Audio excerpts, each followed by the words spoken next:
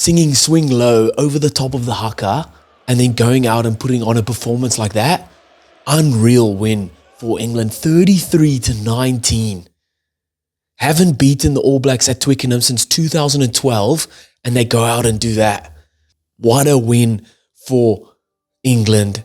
I said that this would be All Blacks' hiccup game. This would be the game that would throw the All Blacks' Grand Slam hopes, and it played out. All Blacks looked tired. All Blacks looked exhausted. They looked flat, no energy. And when they needed to, when they had to chase the game, it never looked like they were going to get that done. What I think is the result of the All Blacks not rotating within their squad. While I think Razor's done really well with playing younger players and giving a few players their debut games this year, he is lacked in rotating his squad, which for me, within the wider squad, causes then players week in, week out to know that, well, I'm not going to play this week. He's just going to keep picking the same guys.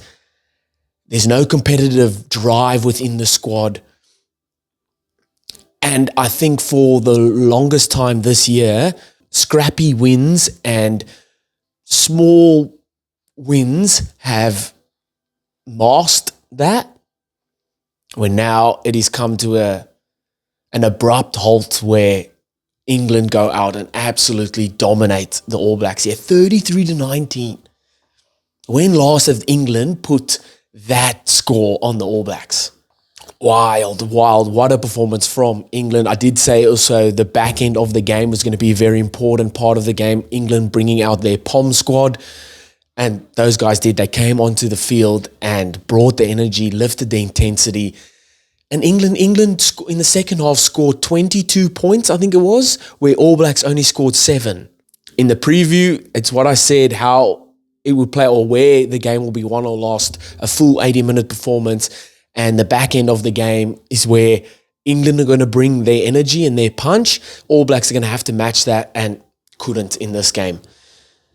Before we get into it, what did you guys think of it? All Blacks fans, English fans, let me know in the comments. Who played well for you? Who didn't? What now for the All Blacks? They've got one more game versus Wales. The Grand Slam is over. What did you guys think of the game? Let me know in the comments. Let's just get straight into it. We'll stay on England first. Super physical, very physical in that first opening minutes.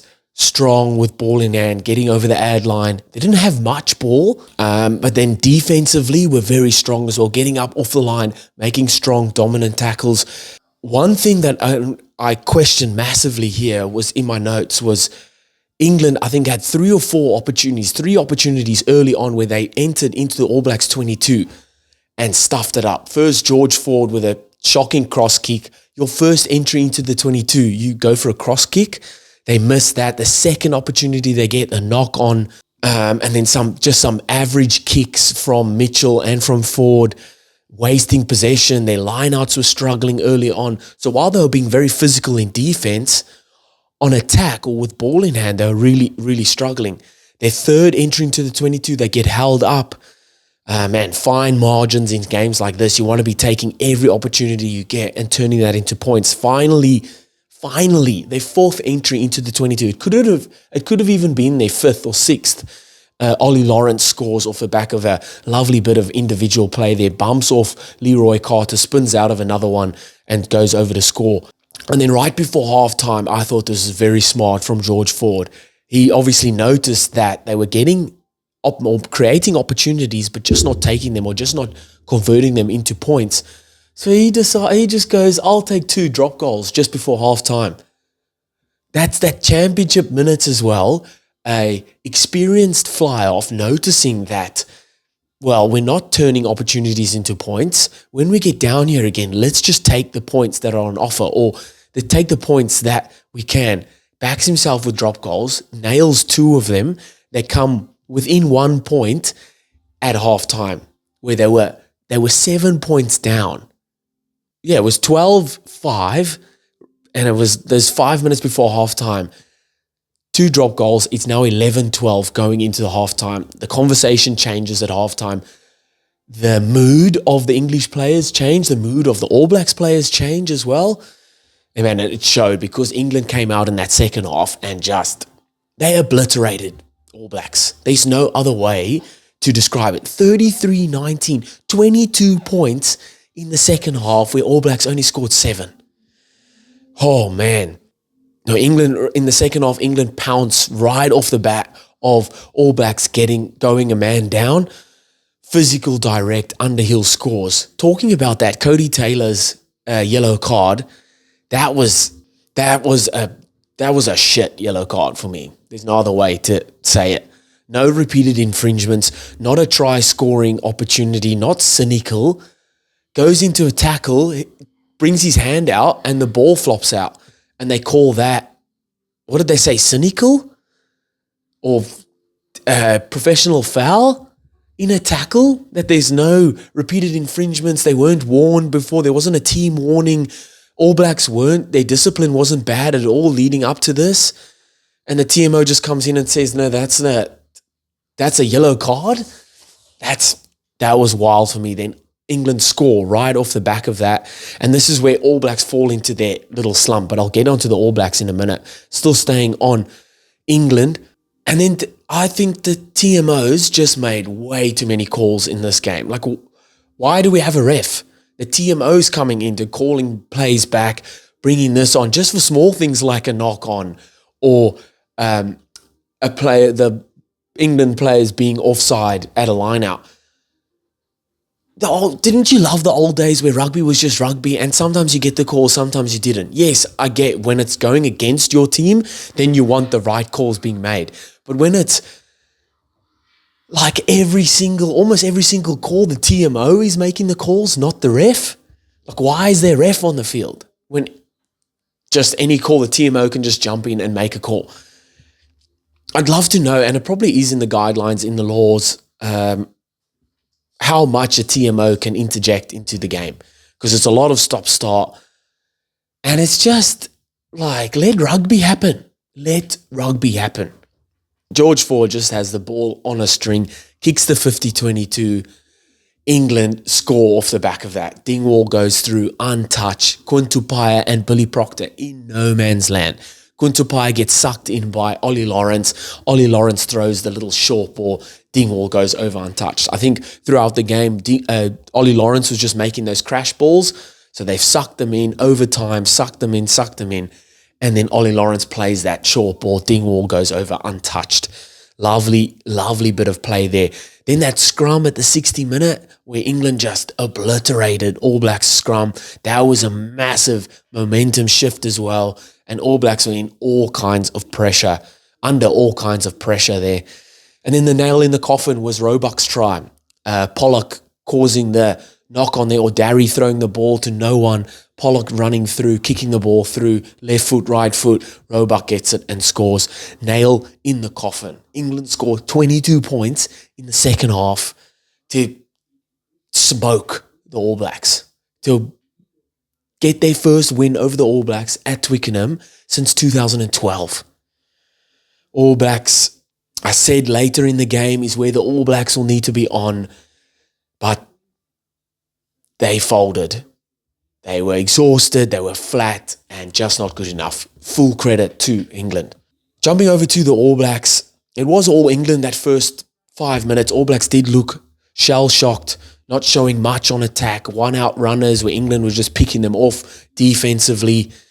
But then All Blacks just slowly get into their rhythm, get down the right areas of the field. And while England weren't taking their opportunities, All Blacks did. Their first opportunity they get, Leicester Ganuku scores off a pick and go. However you can get them, you get them. They just work their way into the 22, very clinical in that regard, and then he goes over to score.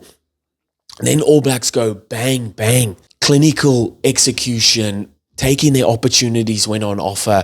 Roygaard kicks the 50-22, line out there. All Blacks then use the 13 channel for Leicester's try. They used that 12 channel. Kuntupaya got over the ad line. For Cody Taylor's try out wide, they use the 13 channel. They use Will Jordan on an outside line. He gets over the ad line there. He almost goes to score, gets over the ad line there. They consolidate there and they bring the ball straight back this way. And Cody Taylor scores in the corner. So for that first try, midfield setup over the ad line. For the second try, it was that 13, that wider channel setup and over the ad line. Over the advantage line, so important. And they score off the back of that. 2 opportunities they get, score twice. And this is where you think, okay, All Blacks, they're on one here. They're being clinical. They're executing on their plays.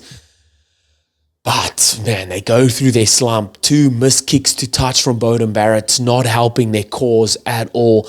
Then the yellow card to Cody Taylor, whether it was the right call or not, All Blacks are in their slump here. And I've said it that many times. They go through games where they do really well, and then for 20, 30 minutes, they're nowhere to be seen. They're flat. They're exhausted. There's no energy. They can't hold on to the ball. They're not playing at the right areas of the field.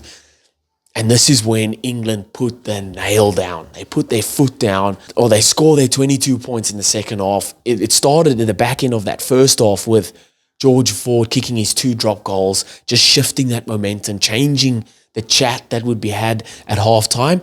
And then England come out and just shut the gates. Shut the gates on the All Blacks. Oh, man, their late try from Will Jordan, and you think maybe... But let's be honest, they did not look like they were going to come back and chase this game to win it. Too much firepower for England, the back end of the game.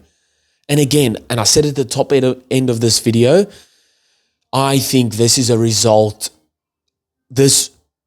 I think this All Blacks performance is a result of Razor not rotating within his squad. Yes, he's given a lot of guys their debut games this year. Yes, he's playing lots of young players, but not rotating players throughout the squad, not bringing in the guys like Ruben Love, not starting guys like Damien McKenzie, not bringing in guys like Duplessis Kirifi. I'm not saying these guys would have changed the result here, but at least it creates competitiveness within the squad. Picking the same guys week in, week out, those guys on the fringe, while they're at training, while they're trying to be competitive, while they're trying to be the best they can be to add towards the squad, they know that each week the same guys are just going to get picked. What does that tell those fringe players? And I could be totally wrong here. I'm happy to be wrong here. But it's shown, I think, the small wins throughout the year, just scraping wins, just getting wins. Damien McKenzie late in the game, heroics to just get a win versus Scotland. That has masked the deeper concerns or deeper happenings of this squad, this AB squad. And again, I'm happy to be wrong, but that's just what I'm seeing. Not rotating within the squad, not keeping things fresh, not creating that competitive juices within the squad, has then caused a flat, exhausted, tired performance like this one. And that's not taking any credit away from England because they were great in this game. That's just my thoughts on this All Blacks performance. All Blacks fans, what do you guys think of it? English fans, how good? What a performance. What a win for England. Let me know in the comments what you guys thought of the game. Who was your man of the match? Who played well? Who didn't? Hit that subscribe if you haven't already. And I'll see you next time. Bye.